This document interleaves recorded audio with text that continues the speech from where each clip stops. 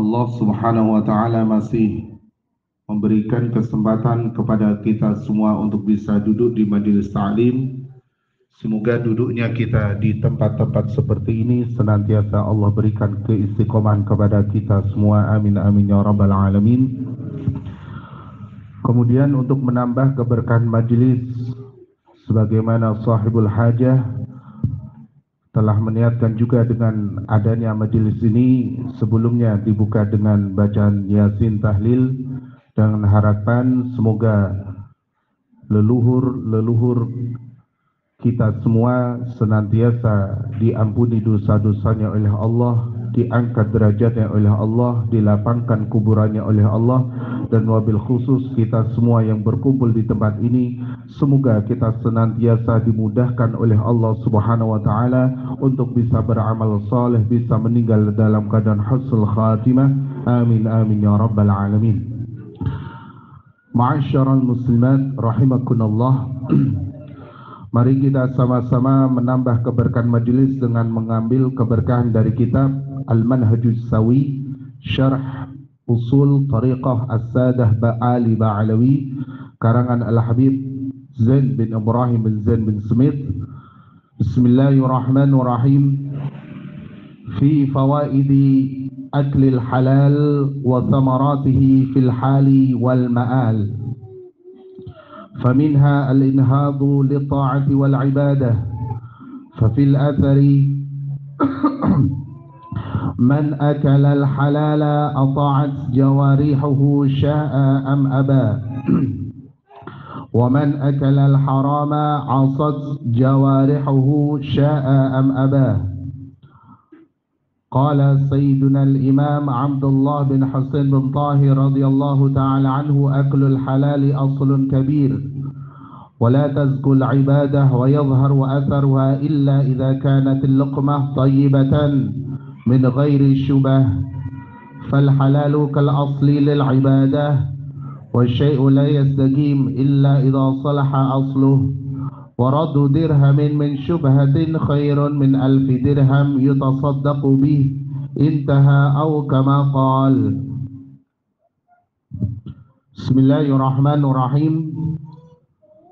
Keutamaan atau faidah-faidah dari memakan makanan yang halal, baik itu keutamaan filhal, keutamaan yang sifatnya instan langsung waktu itu juga, wal ma'al atau keutamaan yang sifatnya nanti masa depannya.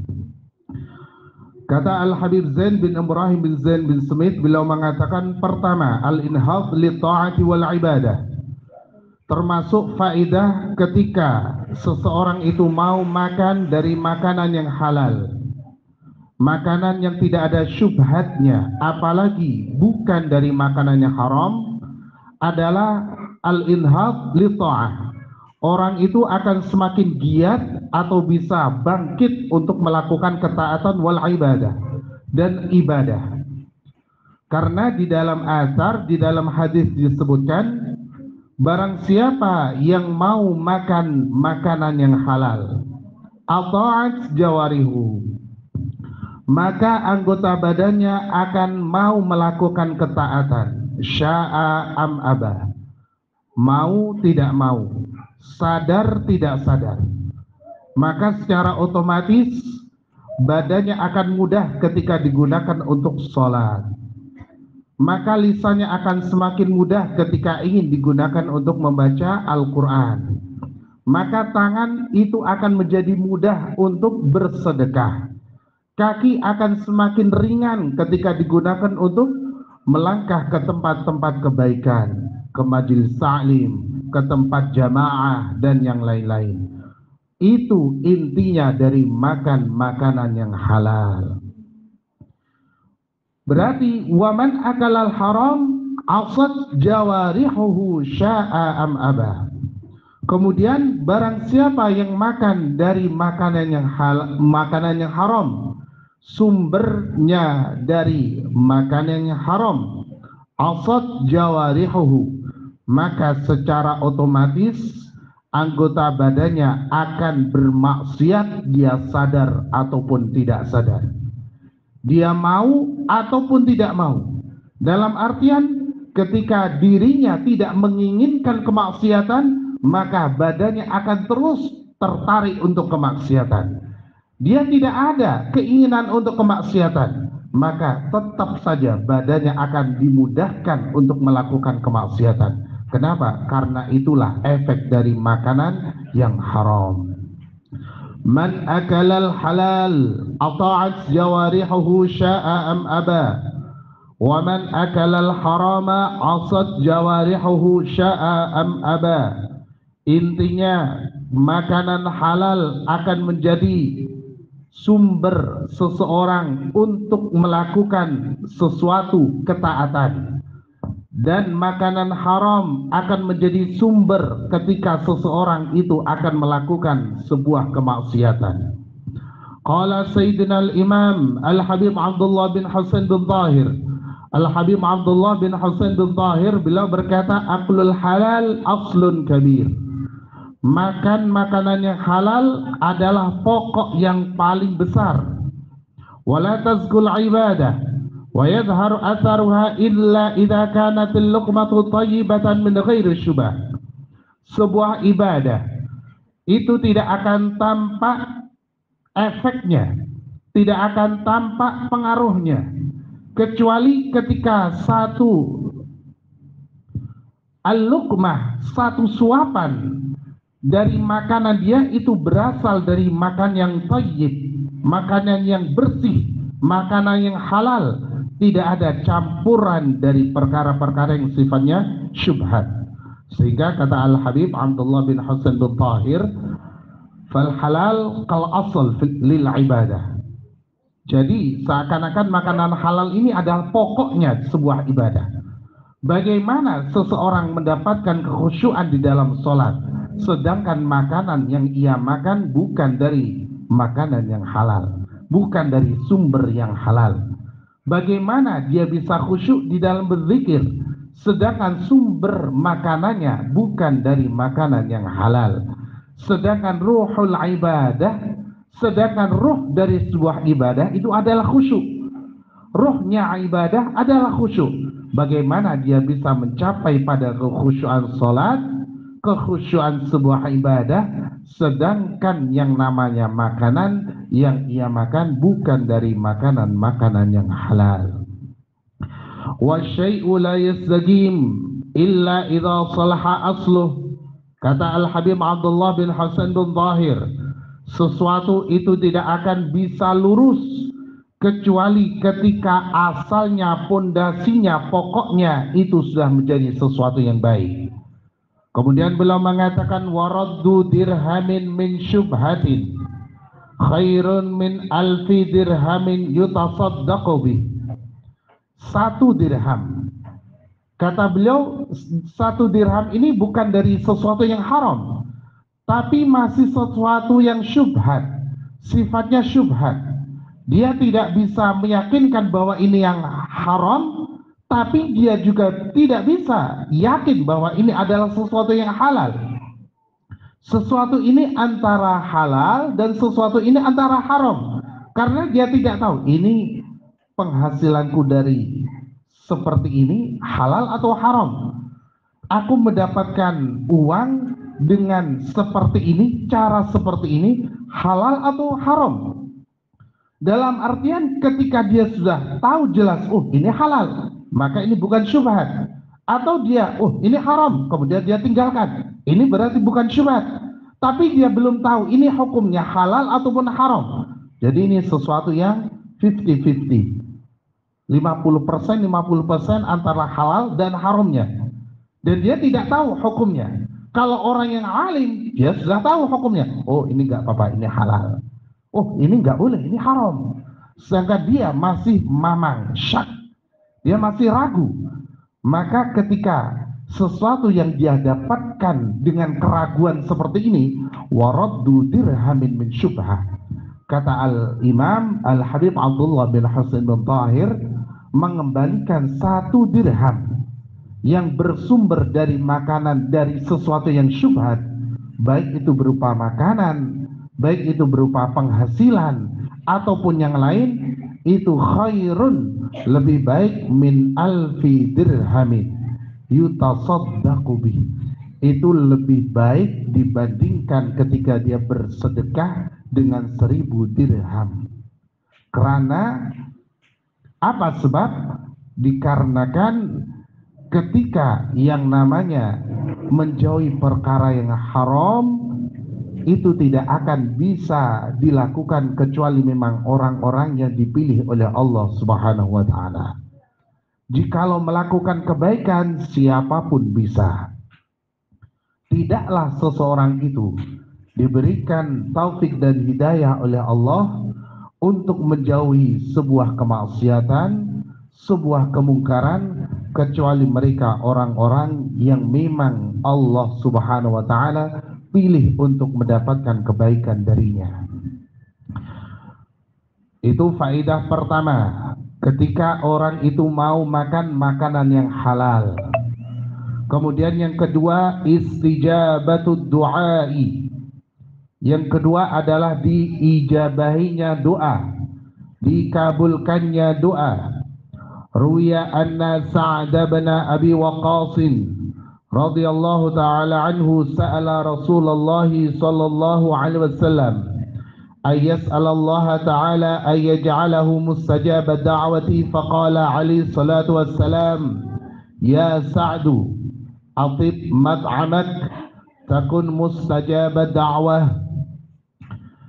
Faedah yang kedua dari makan makanan yang halal adalah doa. Orang yang makan dari makanan yang halal akan diijabahi doanya oleh Allah Subhanahu wa taala. Diriwayatkan bahwa Sayyidina Sa'd bin Abi Waqqas, beliau meminta kepada Rasulullah sallallahu alaihi wasallam agar Nabi mau meminta kepada Allah agar Nabi agar Allah menjadikan Sayyidina Sa'd bin Abi Waqqas memiliki doa yang senantiasa dikabulkan oleh Allah Subhanahu wa taala. Kemudian apa kata Nabi? Ternyata saran Nabi tidaklah berat. Saran Nabi tidaklah sulit. Akan tetapi sesuatu yang tidak sulit ini akan sangat berat bagi orang yang tidak mendapatkan hidayah dari Allah Subhanahu wa taala. Apa kata Nabi? Ya Sa'du, wahai Sa'ad, wahai sahabatku, atib mat'amak takun mustajab da'wah. Perbaiki makananmu. Ketika Allah Subhanahu wa taala mengatakan halalan thayyiba, maka sudah jelas yang namanya thayyib itu berasal dari makanan yang halal. Bukan cuma sekedar makan yang enak di lisan, enak di lidah, tetapi ternyata makanan tersebut tidaklah sesuatu yang halal. Jadi ketika Nabi sudah mengatakan atib mat'amak, perbaiki makananmu, berarti halalkan sumber makanmu. Jikalau engkau makan, makanlah dari makanan yang halal. Takun mustajab da'wah, maka engkau akan menjadi orang yang diijabahi doanya. Nabi memberikan sebuah pesan yang begitu indah kepada Sayyidina Sa'ad. Atib mat'amak takun mustajab da'wah. Perbaiki makananmu, maka engkau akan diijabahi doanya. Di sini Rasulullah sallallahu alaihi wasallam beliau tidak meminta kepada Sayyidina Sa'd bin Abi Waqqas untuk perbaiki pekerjaanmu, perbaiki penghasilanmu, tetapi atib mat'amak, berarti dari makanan yang halal. Nabi secara tidak langsung, ketika kamu makananmu dari halal, secara tidak langsung Nabi juga menyinggung dari penghasilan yang halal. Penghasilan yang halal akan menjadikan keberkahan seseorang, akan menjadikan doa yang mustajab bagi orang yang berdoa. Nabi tidak membahas tentang kamu harus bekerja di tempat yang seperti ini, jabatanmu seperti ini, kamu harus seperti ini waktu bekerja, kemudian memiliki kedudukan seperti ini. Tidak, tetapi Nabi hanya memberikan solusi yang terbaik kepada Sayyidina Sa'ad. Atib mat'amak, pokoknya sumber makananmu adalah makanan yang halal dari manapun kamu mendapatkannya, dengan cara apapun kamu mendapatkan makanan yang halal, pokoknya atib mat'amak, nggak usah takut, pokoknya selama makanan yang kamu makan itu adalah makanan yang halal. Mustajab da'wah, takun mustajab da'wah, maka doamu bakalan diijabahi oleh Allah Subhanahu wa ta'ala. Ma'asyiral muslimat rahimakumullah, berapa banyak setiap orang yang mereka senantiasa berdoa kepada Allah Subhanahu wa ta'ala. Mereka berharap doanya senantiasa diijabahi oleh Allah Subhanahu wa ta'ala. Maka siapapun, ketika kita sudah mendengarkan di saat Sayyidina Sa'ad bin Abi Waqqas beliau sowan kepada Sayyidina Rasulullah sallallahu alaihi wasallam, meminta kepada Rasulullah agar Nabi mau mendoakan kepada Allah agar Allah mau menjadikan Sayyidina Sa'ad adalah orang yang bakal diijabahi doanya. Apa kata Nabi? Ya Sa'du atib mat'amak takun mustajab da'wah.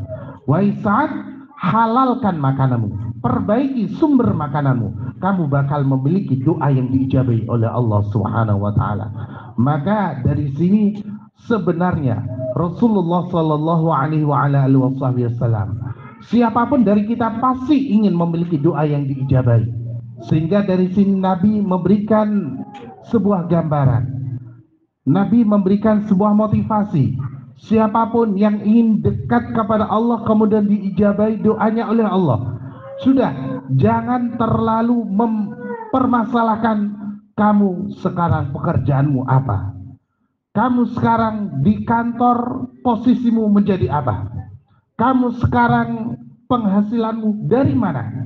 Selama penghasilan kita dari makan dari penghasilan yang halal, selama makanan yang kita makan adalah dari hasil yang halal, maka insya Allah selama kita yakin doa kita kepada Allah adalah doa yang ikhlas, doa yang akan senantiasa nyambung kepada Allah, selama sumber makanan kita adalah dari makanan yang halal, insya Allah doa-doa kita semua akan diijabahi oleh Allah Subhanahu wa ta'ala.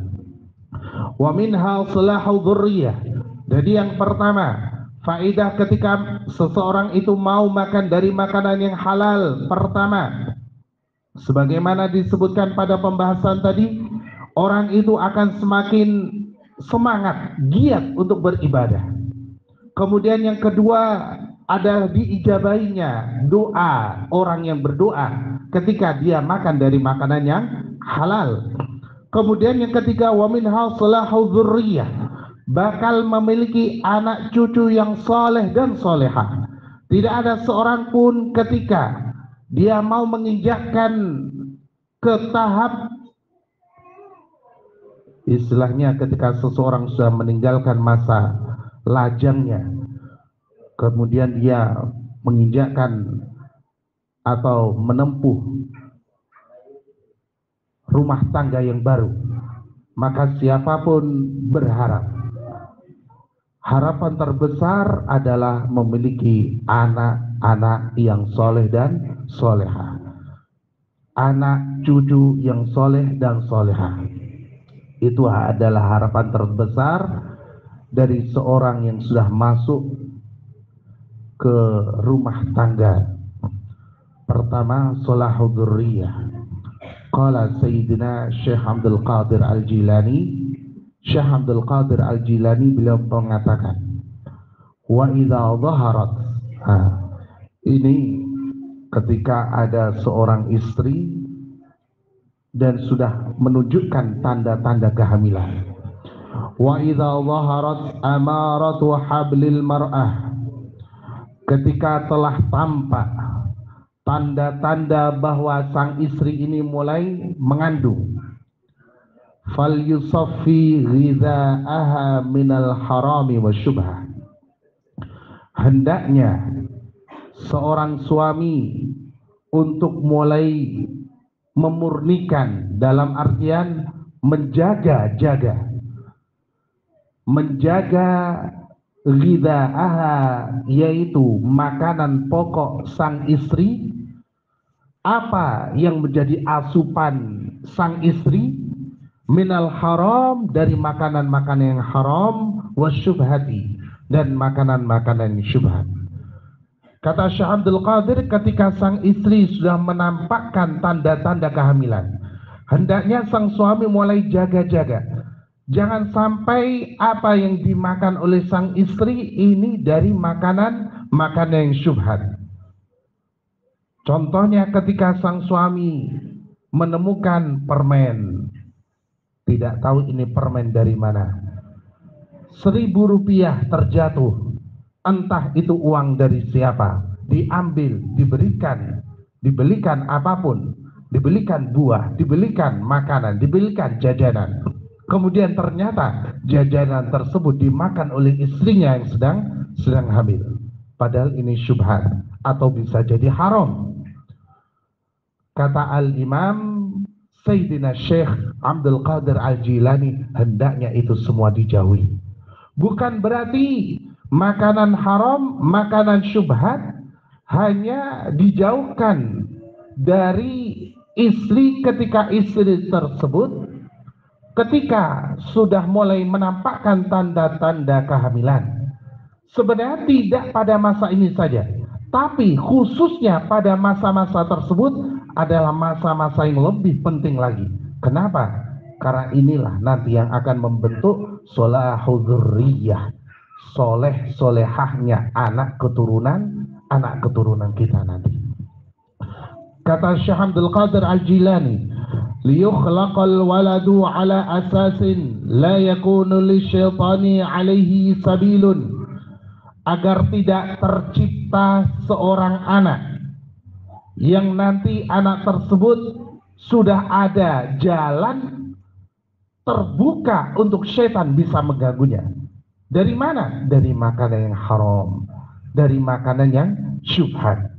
Sehingga ketika makanan yang dimakan dari sang ibu itu sudah makanan dari makanan yang halal, insya Allah itu termasuk ikhtiar. Setan tidak memiliki jalan untuk bisa mengganggu janin tersebut. Wal aula, bahkan kata Al-Imam Sayyidina Syekh Abdul Qadir Al-Jailani, wal aula ayyakuna min hiniz zafaf, bahkan lebih utama lagi ketika hal tersebut sudah dimulai di waktu malam pengantin. Nah, di waktu malam pengantin. Wa yadumu ala dzalik, dan hal itu terus dijaga, liyakhlusa huwa wa ahlu wa waladu, agar sang suami itu bisa murni dirinya, wa ahlu, istrinya bersih, wa waladu, dan calon anaknya, minasyaitani, dari syaitan, fid dunya, di dunia, wa minan nari, dan selamat dari api neraka, fil uqba, kelak di akhirat. Qala Allahu azza wa jalla, Allah subhanahu wa ta'ala telah berfirman, ya ayyuhalladzina amanu qu anfusakum wa ahlikum nara. Wahai segenap orang-orang yang beriman, jagalah diri kalian, wa ahlikum, dan keluarga kalian, nara, dari api neraka.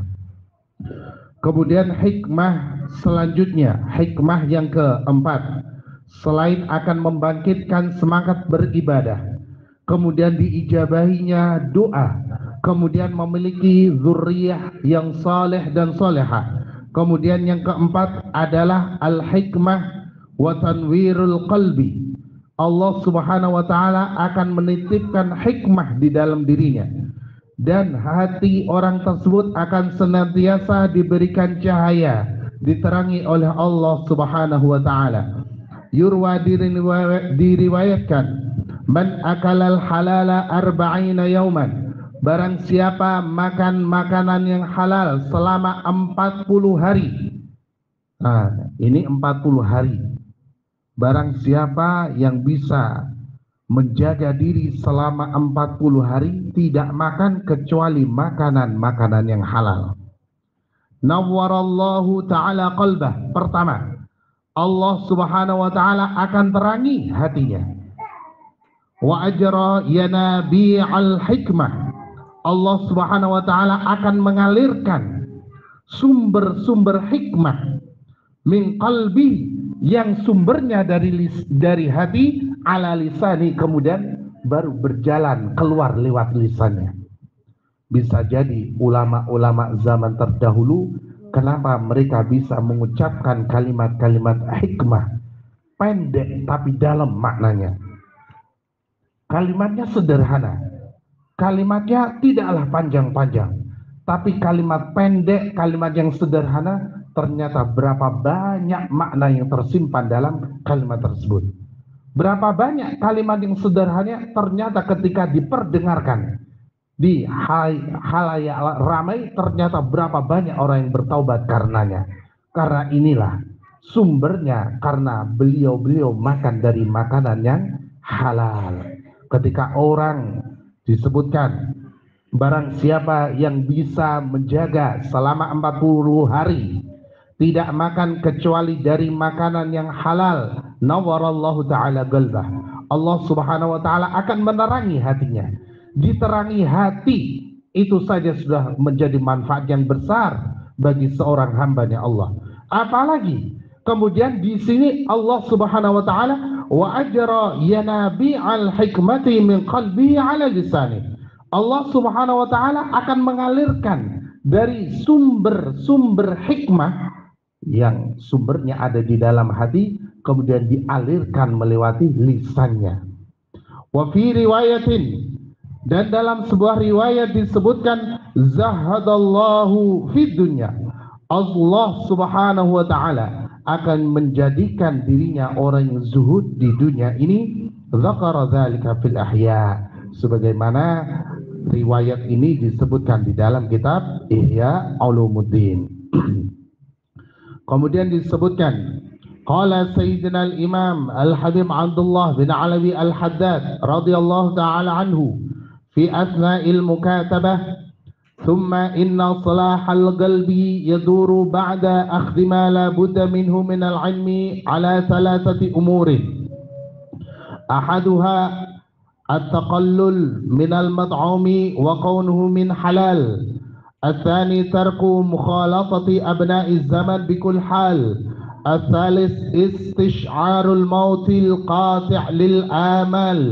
فعن الأول تكون استنارة الجنان، وعن الثاني تحصل السلامة للإنسان، وبالثالث يستقيم الأمور ويصلح الشأن.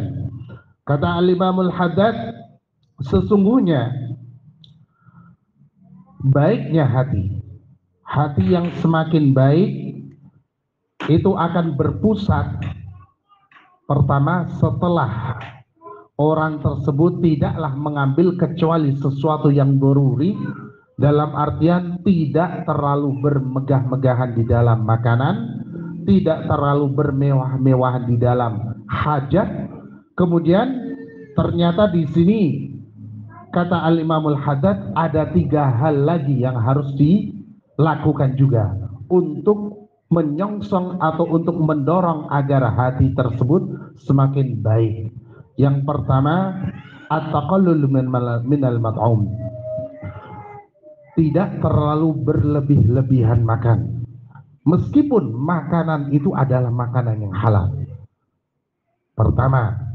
Yang kedua adalah tidak terlalu banyak berbaur dengan orang-orang yang ada pada zaman sekarang. Ini kata Al-Imam Al-Haddad, yang pada masa tersebut bagaimana keadaan zaman itu kalau dibandingkan dengan zaman sekarang. Padahal Nabi sudah mengatakan bahwa tidak ada zaman kecuali zaman setelahnya akan lebih buruk dibandingkan zaman sebelumnya. Nah, ini adalah zaman Al-Imam Al-Haddad. Kata beliau, kalau bisa anak itu lebih dijauhkan dengan pergaulan orang-orang yang tidak paham tentang agama. Ini maksudnya. Yang ketiga, istisyarul maut al-qati' lil amal. Senantiasa merasa bahwasanya yang namanya kematian itu semakin dekat, dan kematian inilah nanti yang akan memutus segala macam angan-angan orang-orang untuk memiliki ini, untuk membangun itu, untuk semakin memperbanyak kekayaan dan yang lain-lain. Pertama, untuk mendorong hati itu semakin baik, kata Al-Imamul Haddad, mempersedikit makanan, meskipun makanan itu adalah makanan yang halal. Kemudian yang kedua adalah sedikit berbaur dengan orang-orang yang ada pada zaman sekarang, kecuali kalau itu untuk kebaikan. Kemudian yang ketiga adalah senantiasa merasa bahwa kita semua senantiasa dipantau dengan kematian. Semakin kita merasa dipantau dengan kematian, maka kita akan semakin sedikit angan-angan untuk semakin memperbanyak tabungan kita, untuk semakin mempermegah rumah kita, atau semakin memperbanyak mobil kita, atau semakin mempermewah rumah kita.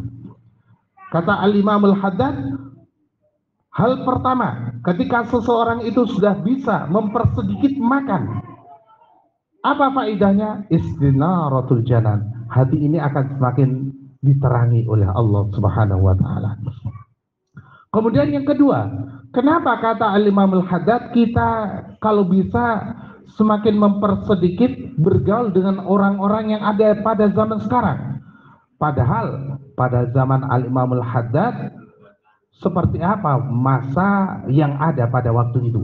Yang lebih jelas, waktu itu sudah ada Al-Imamul Haddad. Sedangkan sekarang begitu rusaknya zaman kalau dibandingkan zamannya Al-Imamul Haddad. Oleh karena itu kata beliau, as-salamah lil insan. Lebih selamat untuk anak cucu kita. Kemudian yang ketiga, ketika kita merasa bahwa diri kita senantiasa dipantau dengan kematian, maka yastaqimul amru wa yasluhu syan. Maka urusan akhirat kita akan senantiasa istiqomah, akan senantiasa lurus, dan kita akan senantiasa wa yasluhu syan. Kemudian urusan-urusan kita akan semakin baik. Kenapa? Karena sebelum kita berbuat, kita akan berpikir bahwasanya barangkali sebelum kita melakukan itu ternyata malaikat maut sudah duluan menjemput kita. Kemudian hikmah yang kelima, at-tadawi minal amrad, yaitu berobat dari segala penyakit. Nah, di sini disebutkan, karena Yunus bin Ubaid rahimahullahu taala yaqul. Di sini Al-Imam Yunus bin Ubaid beliau mengatakan, "Lau anna najidu dirhaman min halalin." Seandainya kami menemukan 1 dirham dari sumber yang halal, lakunna nashtari bihi qumha. Niscaya kami akan membeli gandum dengan 1 dirham tersebut. Seandainya aku betul-betul yakin ini uang aku hasilkan dari hasil yang halal, karena tidak ada setiap orang, kita semua bisa mengatakan ini penghasilanmu halal atau tidak. Oh, ini halal. Dari mana? Nah, aku mendapatkan ini dari daganganku, kan yang aku perjualbelikan sesuatu yang halal. Caraku pun berjual beli dengan cara yang halal. Tetapi kita semua tidak tahu bagaimana ketika orang itu yang membayar kepada kita ternyata dari harta yang haram, kita tidak tahu. Nah, makanya di dalam doa waktu duha, Allahumma in kana wa in kana haraman fatahhirhu. Ya Allah, jikalau ini rezeki ini ternyata ada haramnya, ya Allah, bersihkan, sucikan. Kita hanya bisa ikhtiar mendapatkan dengan cara yang halal, tapi kita tidak tahu ainul mal. Kita tidak tahu ain barang tersebut. Kita tidak tahu hakikat barang tersebut sebenarnya murni halal atau tidak. Seandainya kita ingin sesuatu yang murni halal, maka yang murni halal adalah air yang jatuh dari atas langit. Itu murni halalnya, langsung dari Allah. Barangkali orang yang ini berapa? 5.000. Ini 5.000. Oh iya, makasih. Ternyata tidak tahu orang yang membeli makanan kita ternyata ngambil dari uang infak, atau ternyata menemukan ada 5.000 yang jatuh di jalan. Ini mumpung ada 5.000, kita beli. Kita ada kesempatan untuk beli ini, beli itu. Nah, di sini makanya in kana haraman fatahhirhu. Jikalau ada keharaman dari rezeki kita ya Allah, fatahhirhu, sucikan, murnikan. At-tadawi minal amrad. Kata Al-Imam Yunus bin Ubaid, seandainya kita menemukan 1 dirham dari barang yang halal, lakunna nashtari bi qumha, niscaya kami akan membeli gandum dengan 1 dirham tersebut. Wa nadhanuhu, kemudian dideplok, dideplok. Wa nahuzuhu 'indana, kemudian hasilnya kita kumpulkan, kita simpan. Fakullu man ajazal atibba'u min an mudawatihi dawainahu bih. Kalau ada orang-orang yang terkena penyakit, orang-orang yang sedang sakit apapun, berarti kata beliau, siapapun yang sakitnya, penyakitnya itu kronis, yang sampai para dokter pun tidak mampu untuk kesembuhannya, dawainahu bih, kita bakalan obati dia dengan gandum yang sumbernya dari harta yang halal tersebut. Kenapa? Karena inilah obat dari segala penyakit, makanan yang halal. Fa khalasa min maradhihi liwaqti, kata beliau, insyaallah makanan yang halal akan menjadi wasilah cepatnya kesembuhan dari orang tersebut. Nah, ini adalah ikhtiar. Ini adalah ikhtiar sebagaimana disebutkan oleh Al-Imam Yunus bin Ubaid. Ma'asyarul muslimat rahimakumullah. Jadi inti dari kitab Al-Manhajus Sawi karangan Al-Habib Zain bin Ibrahim bin Zain bin Smith, pertama termasuk faidah-faidah seseorang ketika mau makan makanan yang halal adalah pertama akan menimbulkan semangat untuk beribadah semakin kencang. Karena ketika makanan itu berasal dari makanan yang halal, mau tidak mau, sadar tidak sadar, seseorang akan semakin mudah untuk taqarrub beribadah kepada Allah Subhanahu wa taala. Karena itu wasilah yang paling pokok sebelum seseorang ingin melakukan sebuah ibadah yang begitu banyak, maka sebelum melakukan, aku ingin sholat 1.000 rakaat, sebelum melakukan sholat 1.000 rakaat, perhatikan makanan yang kamu makan halal atau tidak. Jikalau makanan yang dimakan itu halal, insya Allah dia akan lebih dipermudah oleh Allah untuk bisa melakukan ibadah lebih daripada itu, sesuai dengan apa yang ia niatkan. Kemudian yang kedua adalah istijabatu doa, dikabulkannya doa seseorang, termasuk salah satu wasilahnya adalah makanan yang halal.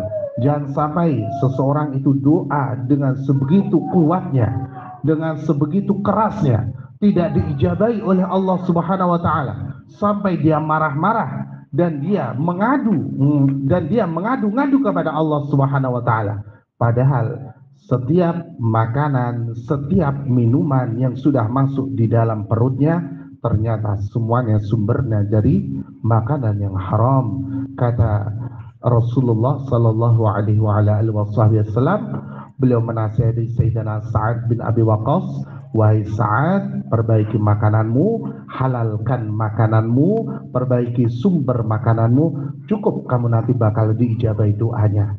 Gak usah panjang-panjang kamu doa membawa zikir ini, zikir itu, makananmu makanan yang halal, bakal diijabai doanya. Nggak usah panjang-panjang doamu, cukup ketika makananmu makanan halal, doamu itu pendek sekalipun, maka cepat bakal diijabai oleh Allah Subhanahu wa taala. Kemudian sholahul dzurriyyah, berapa banyak setiap orang yang sudah memasuki jenjang rumah tangga, dia ingin untuk memiliki dzurriyyah yang saleh dan salehah, maka hal yang paling penting adalah sebelum itu, sebelum menyiapkan segala sesuatu, kita harus tahu ini makanan yang kita berikan kepada istri, kepada anak, itu termasuk makanan yang halal atau tidak, karena itu termasuk sumber utama sebelum seseorang itu memiliki dzurriyyah yang salihah dan salihah. Kemudian yang keempat adalah diteranginya hati. Ini termasuk faedah yang paling besar ketika seseorang itu memiliki hati yang senantiasa diterangi oleh Allah Subhanahu wa taala. Kemudian disebutkan at-tadawi minal amrad. Barangkali ketika ada salah satu dari kerabat kita, orang tua kita, atau siapapun dari keluarga kita, dan dia memiliki penyakit dan dalam keadaan sakit, barangkali sudah berobat ke sana kemari tetapi belum juga kunjung sembuh-sembuh, barangkali apa yang dikatakan oleh Sayyidina Yunus bin Ubaid ini bisa menjadi solusi. Ini adalah ikhtiar. Apa itu? Seandainya mulai dari detik ini, dari saat ini, tidak makan, orang yang sakit dari keluarga kita jangan sampai kita biarkan makan dari makanan yang haram. Makan dari makanan yang haram. Kemudian kata Sayyidina Yunus bin Ubaid, seandainya yang namanya kita menemukan 1 dirham dari sumber yang halal, maka kita bakalan belikan yang namanya 1 dirham itu makanan kumha atau albur, yaitu gandum. Atau sekarang kita belikan beras, kita belikan lauk pauk, kita belikan minyak, pokoknya semua dari harta yang halal. Kemudian itulah nanti yang akan kita hidangkan kepada kerabat kita, kepada keluarga kita, kepada orang yang sakit dari keluarga kita. Kata Sayyidina Yunus bin Ubaid, insya Allah, dengan keyakinan kepada Allah, dengan yakin kepada Allah, dengan wasilah makanan yang halal, insya Allah penyakit-penyakit tersebut akan disembuhkan oleh Allah subhanahu wa ta'ala. Ma'asyiral muslimat rahimakumullah, semoga dari kitab Al-Manhajus Sawi ini kita semua senantiasa diberikan taufik dan hidayah oleh Allah untuk bisa mendapatkan makanan yang halal. Semoga kita semua senantiasa diterangi hati kita oleh Allah. Semoga Allah Subhanahu wa taala memberikan dzurriyyah kepada kita, dzurriyyah yang saleh dan salehah. Semoga kita semua senantiasa diijabai doanya oleh Allah, dan semoga kita semua senantiasa diberikan taufik hidayah oleh Allah. Semoga kita senantiasa dipermudah oleh Allah Subhanahu wa taala beramal saleh, senantiasa dipandang oleh Allah dengan pandangan rahmatnya.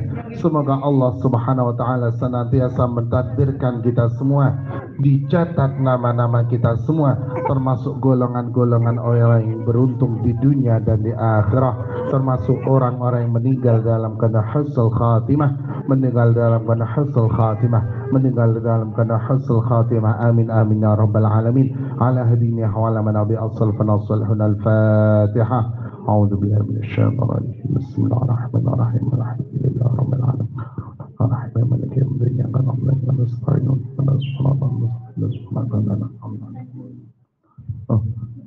Pertanyaan.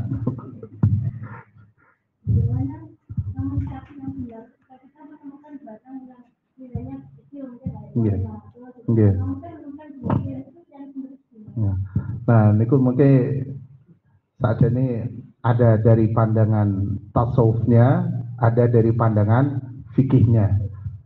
Seandainya kita menemukan sesuatu, contohnya makanan ini dari segi fikihnya, kita menemukan makanan yang tidak awet. Nah, makanan cepat rusak. Kalau dari segi fikihnya, maka kita tidak apa-apa mengambilnya kemudian memakannya. Tapi kalau kita memakan berarti harus siap seandainya ini pangananku, tamplok mang, siap ganti, ngijoli. Nah, ini siap ngijoli. Kemudian ketika barangnya itu adalah barang yang awet, contoh nemu motor, nemu motor gitu, oh nemu cincin, nemu cincin. Ketika kita menemukan cincin yang terjatuh, kita bisa mengambil atau kita bisa biarkan.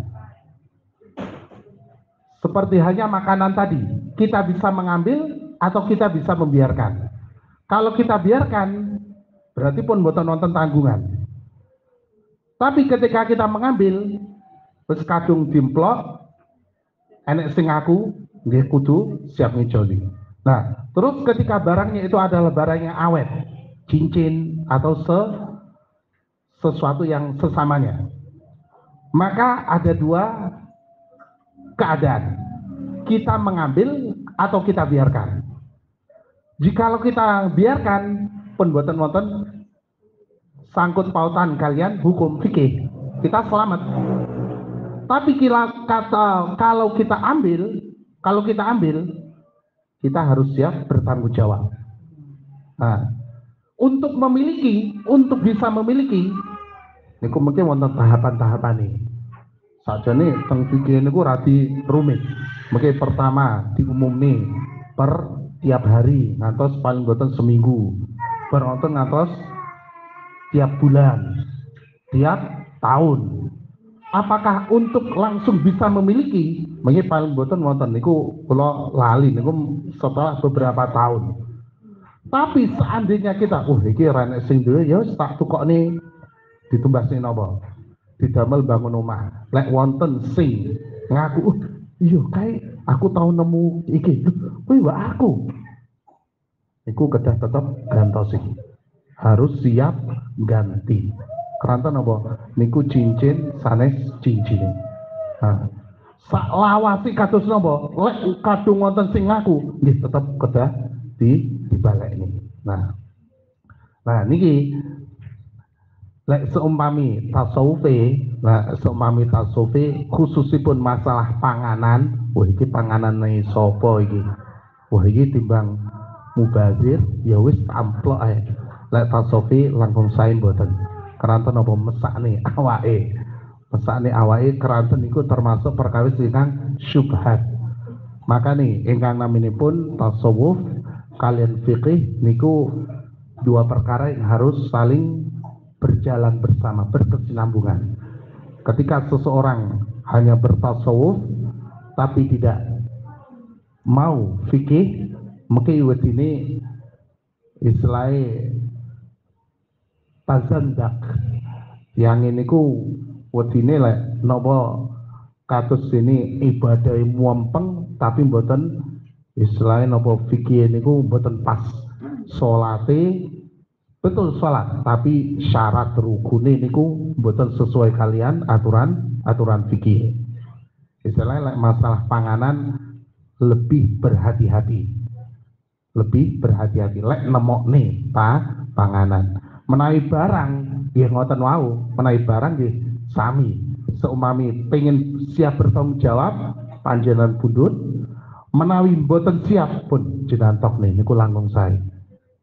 Mboten mengke kadung tinggi bangun niki ditukokne motor, kadung tak tukokne motor wis ngoten niku akhire ngijoli nggih tetep kedah ngijoli nggih ngoten mawon.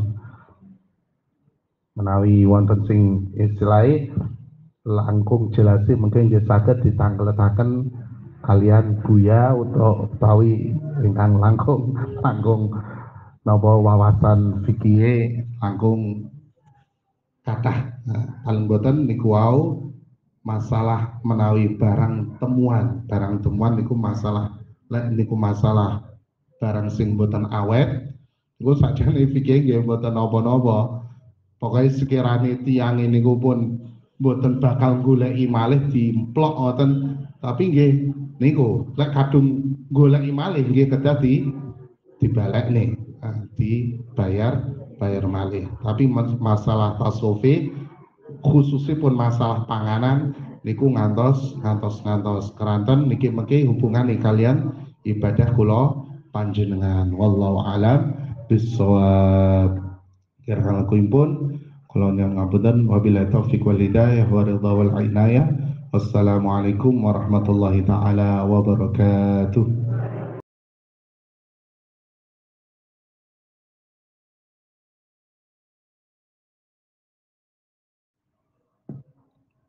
Allah Subhanahu wa taala masih memberikan kesempatan kepada kita semua untuk bisa duduk di majelis ta'lim.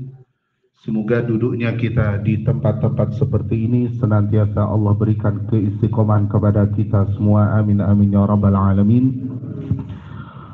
Kemudian untuk menambah keberkahan majelis, sebagaimana sahibul hajah telah meniatkan juga dengan adanya majelis ini, sebelumnya dibuka dengan bacaan Yasin tahlil dengan harapan semoga leluhur kita semua senantiasa diampuni dosa-dosanya oleh Allah, diangkat derajatnya oleh Allah, dilapangkan kuburannya oleh Allah, dan wabil khusus kita semua yang berkumpul di tempat ini, semoga kita senantiasa dimudahkan oleh Allah Subhanahu wa taala untuk bisa beramal saleh, bisa meninggal dalam keadaan husnul khatimah.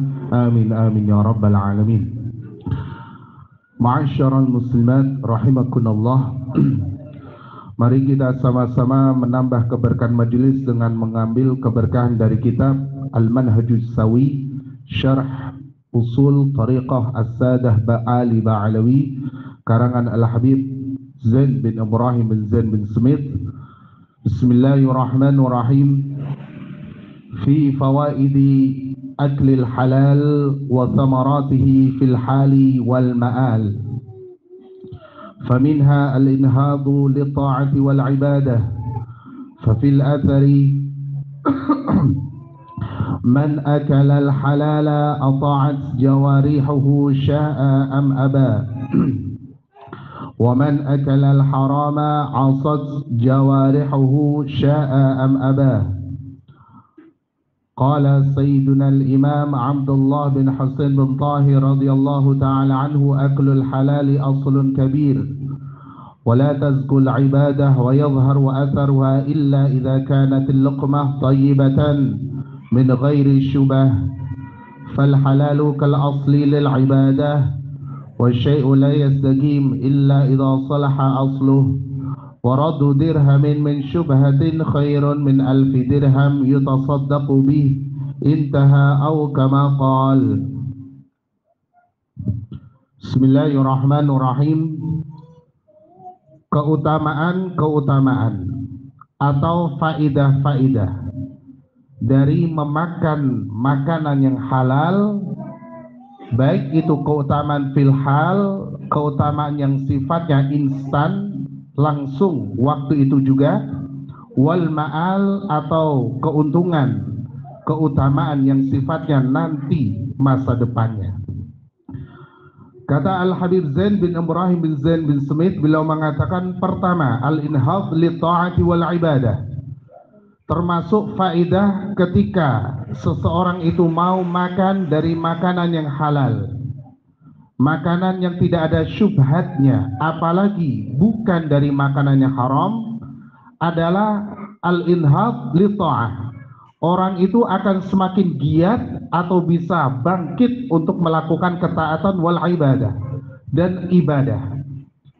Karena di dalam asar, di dalam hadis disebutkan, barang siapa yang mau makan makanan yang halal, ata'at jawarihu, maka anggota badannya akan mau melakukan ketaatan, sya'a am aba, mau tidak mau, sadar tidak sadar, maka secara otomatis badannya akan mudah ketika digunakan untuk sholat, maka lisannya akan semakin mudah ketika ingin digunakan untuk membaca Al-Quran, maka tangan itu akan menjadi mudah untuk bersedekah, kaki akan semakin ringan ketika digunakan untuk melangkah ke tempat-tempat kebaikan, ke majelis taklim, ke tempat jamaah dan yang lain-lain. Itu intinya dari makan makanan yang halal. Berarti waman akalal haram asad jawarihuhu sya'a am aba.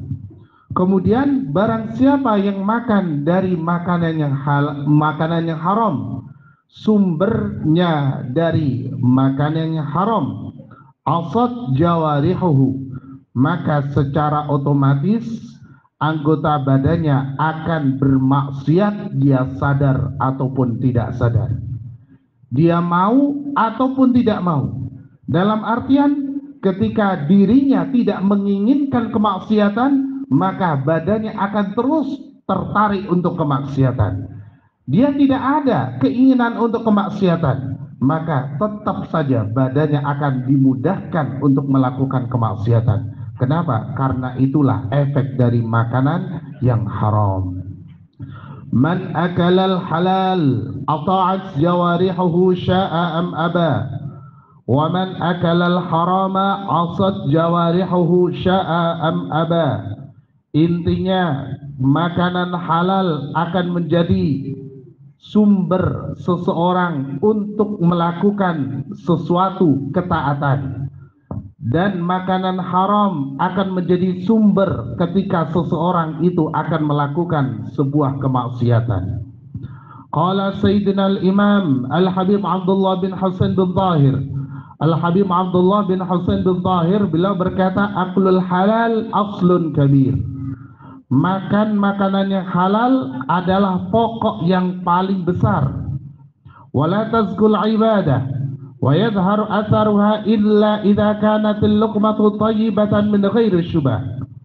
Sebuah ibadah itu tidak akan tampak efeknya, tidak akan tampak pengaruhnya, kecuali ketika satu al-luqmah, satu suapan dari makanan dia itu berasal dari makan yang thayyib, makanan yang bersih, makanan yang halal, tidak ada campuran dari perkara-perkara yang sifatnya syubhat. Sehingga kata Al-Habib Abdullah bin Hasan bin Tahir, fal halal kal asal lil ibadah. Jadi seakan-akan makanan halal ini adalah pokoknya sebuah ibadah. Bagaimana seseorang mendapatkan kekhusyuan di dalam sholat, sedangkan makanan yang ia makan bukan dari makanan yang halal, bukan dari sumber yang halal. Bagaimana dia bisa khusyuk di dalam berzikir, sedangkan sumber makanannya bukan dari makanan yang halal. Sedangkan ruhul ibadah, sedangkan ruh dari sebuah ibadah itu adalah khusyuk. Ruhnya ibadah adalah khusyuk. Bagaimana dia bisa mencapai pada kekhusyuan sholat, kekhusyuan sebuah ibadah, sedangkan yang namanya makanan yang ia makan bukan dari makanan-makanan yang halal.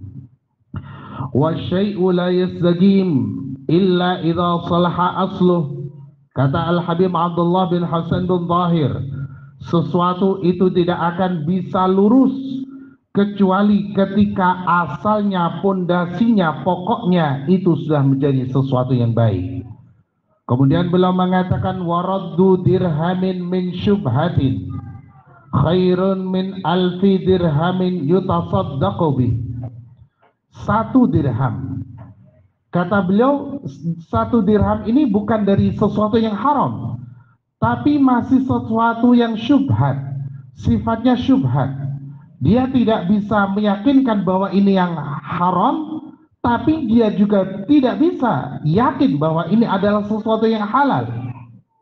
Sesuatu ini antara halal dan sesuatu ini antara haram, karena dia tidak tahu ini penghasilanku dari seperti ini halal atau haram. Aku mendapatkan uang dengan seperti ini, cara seperti ini halal atau haram. Dalam artian ketika dia sudah tahu jelas, oh ini halal, maka ini bukan syubhat.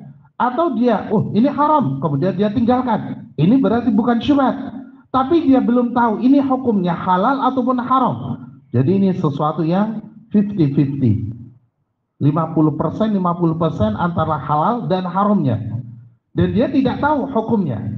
Kalau orang yang alim, dia sudah tahu hukumnya. Oh, ini nggak apa-apa, ini halal. Oh, ini nggak boleh, ini haram. Sedangkan dia masih mamang, syak. Dia masih ragu. Maka ketika sesuatu yang dia